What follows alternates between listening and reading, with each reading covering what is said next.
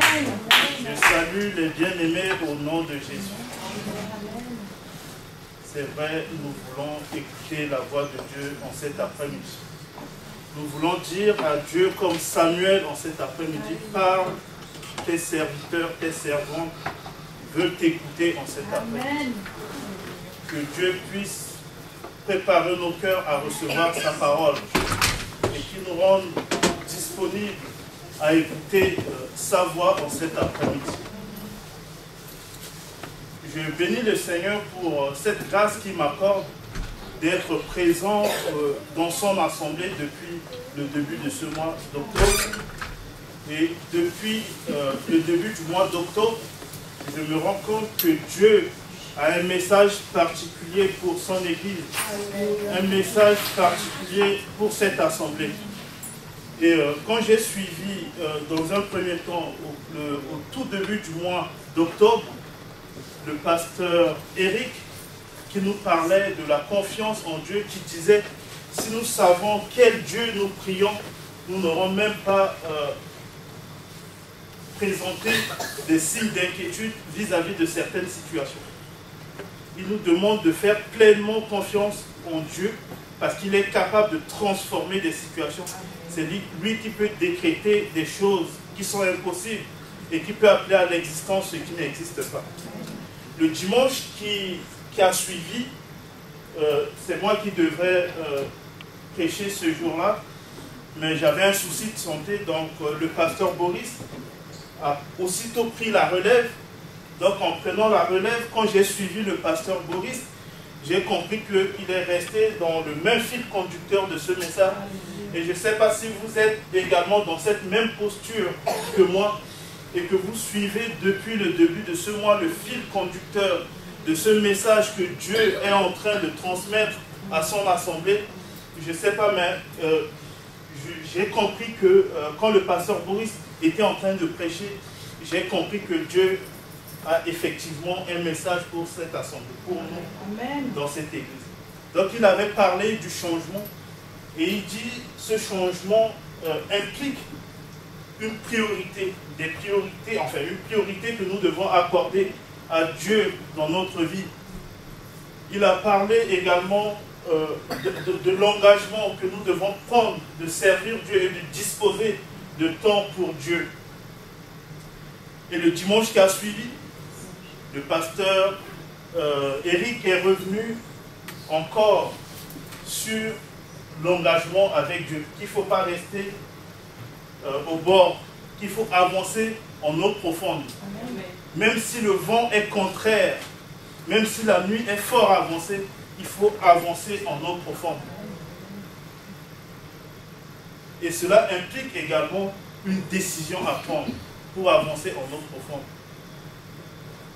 Cela implique qu'il faut braver des situations, braver des circonstances pour avancer en eau profonde. Et le thème que Dieu m'a mis sur le cœur en cet après-midi pour partager avec vous, c'est le thème du choix. Ce petit mot choix, C-H-O-I-X. Et ce thème, je peux également l'intituler autrement en disant faire un choix. Alors, tous, je crois que nous sommes déjà arrivés à une situation de notre vie où nous devons faire un choix. Nous sommes arrivés à une situation où nous sommes confrontés à un choix. À chaque étape de notre vie, nous devons faire un choix.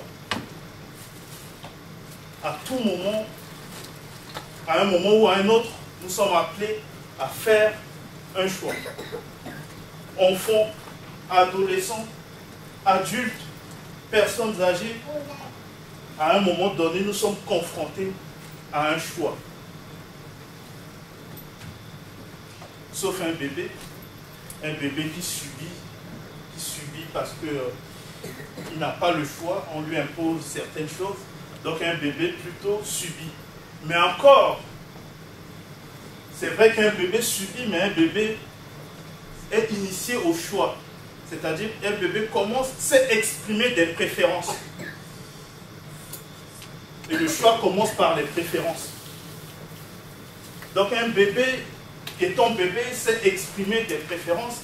Par exemple, un bébé préférerait plutôt du lait maternel au lait qu'on vend à la pharmacie, lait du biberon. Donc un bébé sait déjà dès sa naissance exprimer des préférences. Mais ce que je voudrais vous dire en cet après-midi, c'est pas, je ne voudrais pas parler des préférences, mais vous montrer clairement que le choix va au-delà des préférences. Le choix va au-delà des préférences parce que le choix suppose une volonté au départ. Le choix suppose un engagement. Le choix suppose une décision à prendre. Et le choix suppose, en fin de compte, l'appropriation de l'objet choisi, de la chose choisie. C'est-à-dire, je décide de faire un choix. Je n'ai pas été forcé. C'est une volonté existentielle de ma part de choisir tel ou tel objet. Donc je n'ai pas été forcé.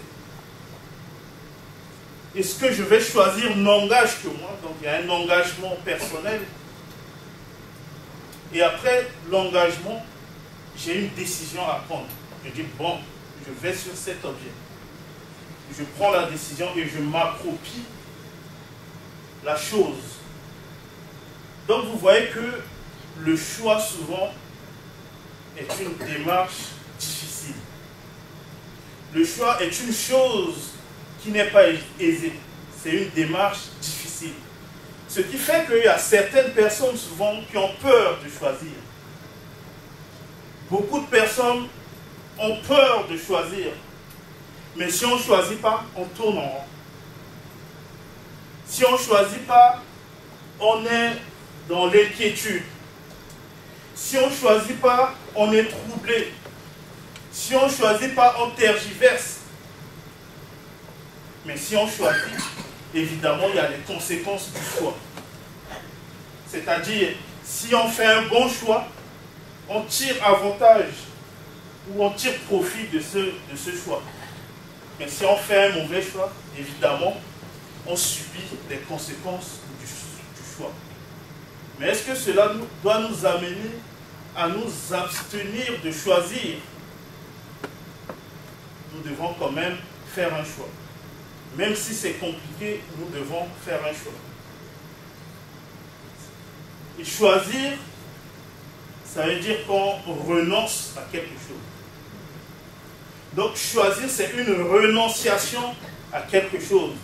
C'est-à-dire si vous allez aujourd'hui dans un magasin de vêtements et que vous avez à choisir entre plusieurs vêtements, vous allez commencer à renoncer à d'autres.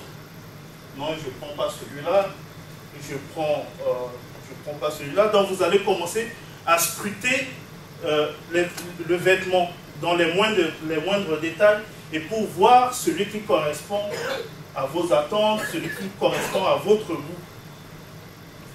Donc un choix ne se fait pas aisément. Et ça signifie renonciation. Dans la mesure où vous prenez la décision de prendre un vêtement dans ce magasin, donc vous choisissez le vêtement, ça veut dire que vous renoncez aux autres vêtements. D'accord? Si vous choisissez ce vêtement, ça veut dire que vous renoncez aux autres vêtements. C'est comme si on choisit Jésus comme notre Seigneur et Sauveur. Il y a 2 semaines, on a célébré, non c'était la semaine passée, on avait célébré un baptême. Et nous avons tous suivi le témoignage de notre sœur qui parlait d'une décision qu'il fallait prendre. Et elle a pris cette décision de manière solennelle, cette décision qui l'a conduite jusqu'aux eaux du baptême. Donc, elle a fait un choix. Si nous décidons de choisir Jésus comme notre Seigneur et Sauveur, ça veut dire que nous décidons de renoncer à tout ce qui pouvait prendre place, qui pouvait être priorité dans notre vie et accorder la priorité à Jésus et à lui seul dans notre vie. Amen. Nous lui accordons la première place dans notre vie parce qu'il est notre Seigneur, il est notre Sauveur. C'est ça. Ça veut dire que nous renonçons à toute autre chose. Si nous choisissons de prendre quelqu'un comme époux, comme une femme. Ça veut dire, hier on a été à un mariage. J'ai croisé le pasteur Boris qui a d'ailleurs donné un témoignage. Donc si nous choisissons par exemple de prendre quelqu'un comme époux, comme épouse, ça veut dire quoi? Ça veut dire qu'à partir du moment où j'ai choisi de prendre telle comme épouse, donc je renonce à toutes les autres épouses. C'est-à-dire, quelle que soit leur beauté, ça ne pourra pas m'influencer parce que j'ai fait un choix. J'ai pris une décision. Donc le choix, dans un premier temps, c'est la renonciation. La renonciation, non seulement la renonciation, mais c'est le renoncement de soi. Ça veut dire quoi? Ça veut dire la privation. Je me prive de mes désirs. Je me prive de mes plaisirs. Je fais un choix. Par exemple, là on s'est retrouvé en ce lieu. Si vous avez choisi d'être là, ça veut dire que vous avez fait le choix de renoncer à ce que vous avez, à vos occupations. Vous avez renoncé à ce qui pouvait vous procurer du plaisir. Vous avez renoncé à certaines de vos activités qui pouvaient vous faire du bien, qui pouvaient contribuer également à votre épanouissement. Vous avez fait un choix d'être là. Donc un choix, c'est également un renoncement de soi. C'est la privation. Quand on lit la Bible, on voit que la Bible parle également du choix. C'est vrai qu'il y a plusieurs textes qui mentionnent le choix. Mais je voudrais mettre en évidence ici deux textes qui nous parlent du choix.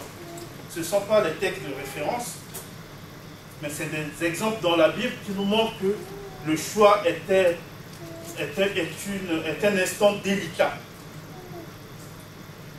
Josué, à un moment donné, agacé par l'attitude du peuple d'Israël, à un moment donné, a dit au peuple d'Israël: craignez l'Éternel et servez-le de tout votre cœur. Si vous n'avez pas choisi de servir l'Éternel, moi et ma maison, nous servirons l'Éternel. Donc il les a mis devant ce choix, qu'il fallait qu'ils fassent un choix. Parce qu'à un moment donné, ils étaient dans l'errement. À un moment donné, ils servaient d'autres dieux, ils servaient en même temps Dieu, ils servaient en même temps d'autres dieux, des idoles. Donc Josué, agacé par ce genre de comportement, a fini par leur dire: craignez l'Éternel et servez-le de tout votre cœur. Si vous ne trouvez pas bon de choisir l'Éternel, dites-le aujourd'hui: choisissez le Dieu que vous voulez. Mais moi et ma maison, nous servirons l'Éternel. Amen. Amen. Ça a été un choix difficile. Et ce passage, nous pouvons le trouver dans Josué chapitre 24, verset 14 à 15, pardon. Dans Josué chapitre 24, verset 14 à 15. J'ai également un passage dans la Bible qui parle du choix. Dans Deutéronome chapitre 30, verset 19 à 20. Où Dieu dit également à travers son serviteur Moïse au peuple d'Israël: voici, je mets devant toi la vie et la mort. Choisis la vie afin que tu vives. Donc je répète le premier passage, je vois que vous êtes un peu perdus. Josué chapitre 24, versets 14 à 15. Et Deutéronome chapitre 30, versets 19 à 20. Ces deux textes dont il est question également de choix. Il fallait faire un choix. Alors, humainement, intellectuellement, quand on veut faire un choix, on se base sur un certain nombre de critères. On parle de critères de choix. Voici mes critères de choix. Humainement, intellectuellement, on a des critères de choix. Mais ce que je voudrais développer avec vous en cet après-midi, c'est le critère de choix selon Dieu. Amen. Le critère de choix selon Dieu. On va lire la Bible dans Luc, chapitre 10, versets 38 à 42. Luc, chapitre 10, versets 38 à 42.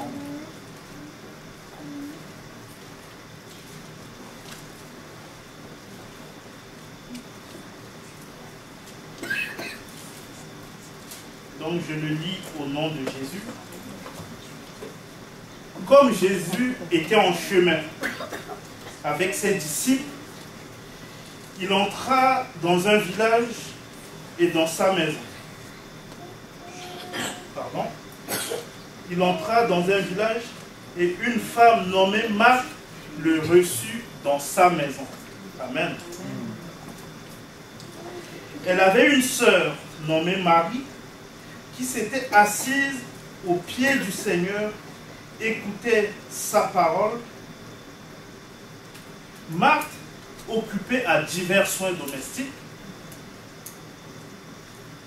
survint et dit: Seigneur, cela ne te fait-il rien que ma sœur me laisse seule pour servir? Dis-lui donc de m'aider. Le Seigneur lui répondit: Marthe, tu t'inquiètes, tu t'agites pour une seule chose est nécessaire. Marie a choisi la bonne part. Une seule chose est nécessaire. Quand je regarde ta sainteté, Marie a choisi la bonne part. et quand je contemple ta bonté, On peut être amené à les choisir choses qui parmi plusieurs choses. m'entourent ne valent plus rien Une seule pour chose moi. est nécessaire parmi toutes la parole. Une seule chose. Je